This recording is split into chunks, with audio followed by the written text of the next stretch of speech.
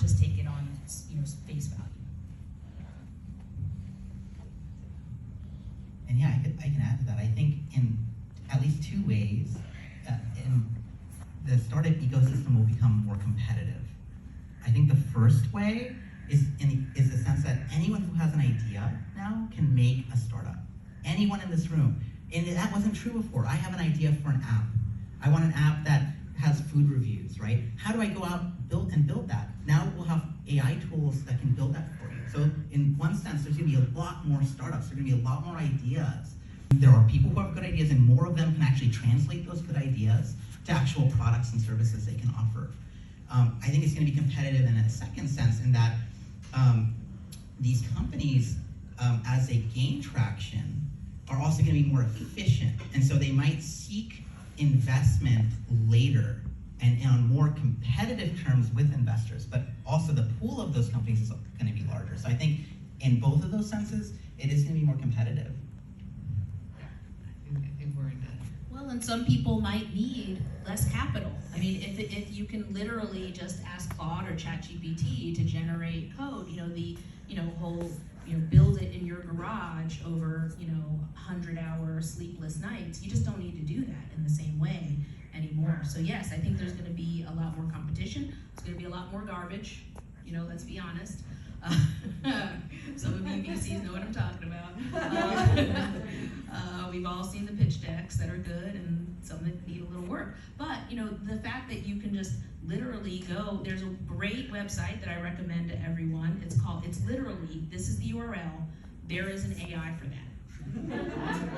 There is an AI for anything you can think of. Some of them work better than others, but it's really exciting to go on there and see all of the literally hundreds, maybe even now thousands of different startups that have listed themselves on there's an AI for that. Love it. I'm gonna go check it out. It's very cool. You guys work across really different industries. You span geospatial stuff to law, and you've touched a lot of different things. Do you look at the future, sort of startups and beyond, and think, oh wow, there's industries that are going to be like the first to be disrupted or the first to take huge amounts of advantage? Do you think it's primarily in startups? Do you think it's like really we're gonna see an acceleration on small and medium enterprise? Is it really gonna be in the large enterprise space? I mean, I feel like at Anthropic we look at all of it, and we're sort of watching different things go, and we're all looking at trends, but trends haven't solidified yet. And so I'd love, to the extent that you guys are thinking about, like, what do you see? Yeah, so I wrote an article for Fast Company a year or so ago that was all about the impact of AI and particularly generative AI on women. Women do a lot of the administrative work in companies. At a high level, at a low level, a lot of that kind of administrative work, including in the law profession. One of the things in building our law chapter, what we heard was attorneys who are concerned that, look, we give kind of grunt work to our paralegals and to our junior lawyers, in part because we know they just need to get seasoned and we need to train them up over time.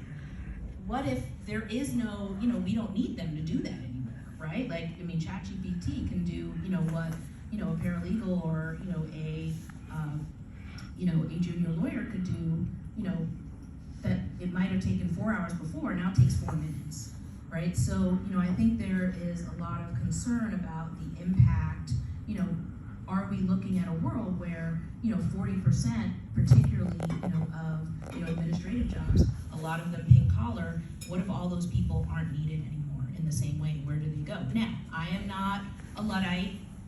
I'm not that gal. I believe, and I think most of you probably share this belief, that as jobs go away, new jobs will come, right? And especially, the human in the loop. Most of you, how many of you know that phrase, human in the loop? Yeah, well, about half. So, that human in the loop is a concept that says, look, AI can do a lot of things, can do all kinds of things, but it's not a human, right? Human beings, I was just talking to John earlier, and we were talking about this, you still need a human right? Who can, understands the audience, right, or the consumer. So, we're not gonna lose, the human in the loop anytime soon, right? Like we have now factories that build cars filled with robots. But you know what? There's still human beings watching those robots, right? So, we're gonna have, the human in the loop is a thing that's going to be around for a long time. However, right? What happens to the humans if we're out of the loop? I think those are really great, important points, especially as we're looking forward, what will employment look like, and thinking about it from, there are proposals like UBI, but I personally wonder if those types of proposals are enough in kind of a post-employment, post-labor type of world. But again, I don't think we're there yet. I think, as Cheryl said, we're going to have the human in the loop for a very long time. And I'll give you an example of that. You've probably all heard about the lawyer who got in trouble making a filing in a case before a judge with a hallucinated, made-up case law. And I don't know why this attorney thought that somehow a foundational model would have any idea of any kind of case law specific to the legal issues at stake in his case. But he made that filing, and the court reprimanded him because that was unethical, that shouldn't have been done. But the court didn't say that his use of the tool was unethical. The court said that he failed to validate the output from the AI. So I think we're going to have the human in the loop for a long time, because there has to be someone who can validate and apply that human judgment for at least a very long time.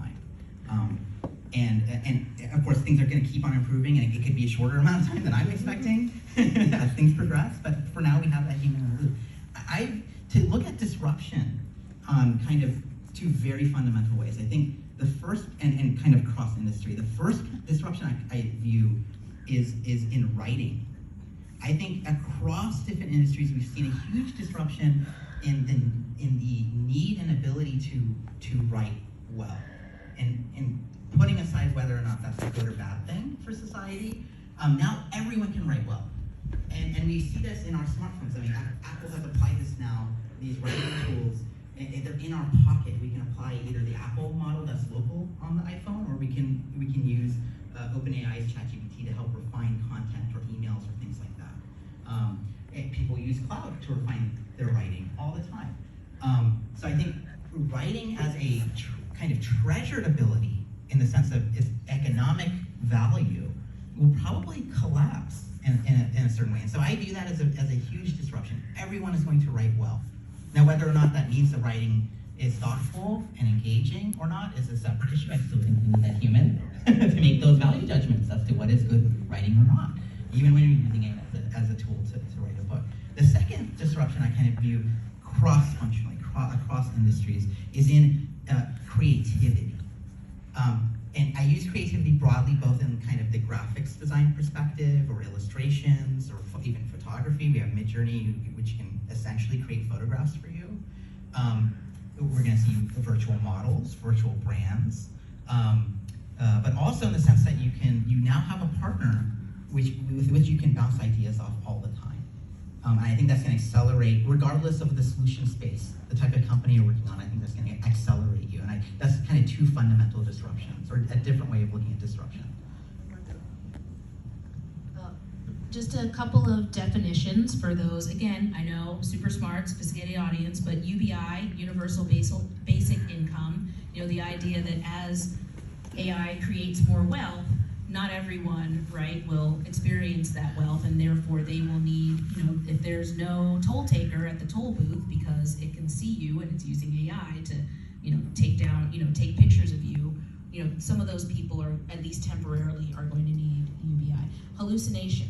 Hallucination means, the ChatGPT or Claude does this less, thank God. ChatGPT is actually pretty well known for doing this. It will imagine a fact. So those are called hallucinations. So in terms of one more disruption, R&D. I was literally just reading an article this morning about a group that is trying to resurrect the Concorde, supersonic jets. And in the old days, they had to actually build real jets, and put them in a big old wind tunnel and, you know, try to figure out the aerodynamics and how not to, you know, be loud and have big sonic booms over people's, you know, perfectly nice suburban homes. But now, you know, this new startup said, look, you know, we can, you know, greatly accelerate, you know, our progress because we can use AI and technology to, you know, substitute. We can do the R&D on a computer. We can test all of the models. We can build new planes and then test them with all different kinds of traditions and not have to build a physical plane at all. So, you know, I think in terms of, you know, research and development, you know, there is a whole new world unlocked, you know, and things are going to move really fast, I think, in manufacturing in particular. I think that I'm gonna see a lot of really interesting things. Maybe shifting a little bit, I'm gonna get back to like sort of the opportunities and the great things and I have lots of ideas and questions on that side. But you know, one of the things that always solve, others of which I think are even beyond our capacity to understand today.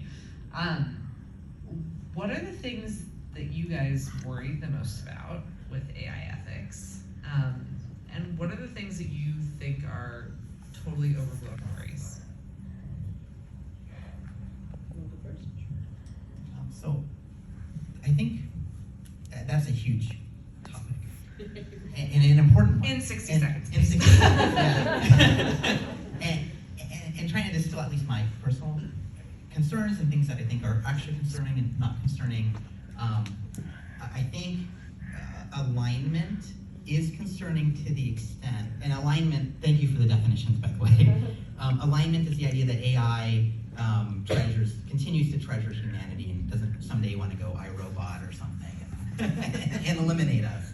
I think alignment is important as we continue to develop artificial intelligence. I don't think current Gen AI is anywhere close to that. So while I have a long-standing concern as we continue to improve models, as we get closer to something called artificial general intelligence, AGI, alignment is going to be very important. But I think with generative AI, it is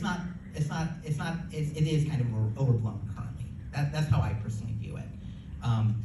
When it comes to what I think is something we should think about today in our If you teach a robot, you know, if you teach the bot to be evil, it will generate evil stuff, right? If you teach the bot, you know, to have certain morals and values, it will tend in that direction. So, you know, one of the startups that I'm advising, you know, is Change Agent AI. And, you know, essentially it is in some ways a competitor to Claude. It's a full tool suite, but the reason, you know, the team built it was because, you know, their audience, their target customers are advocacy groups, you know, and nonprofits, you know, working, or political candidates. You know, Claude and ChatGPT in their terms of service actually don't allow political activity. I mean, you probably know more about that, Sarah, and it's nuanced. It's nuanced, but, you know, just in general, you know, you know, political, you know, using ChatGPT or Claude or some of the big, you know, Apple Intelligence, et cetera, you know, is really discouraged in the terms of service for political purposes. So, you know, part of what makes Change Agent AI different is that, you know, it is using a different training model.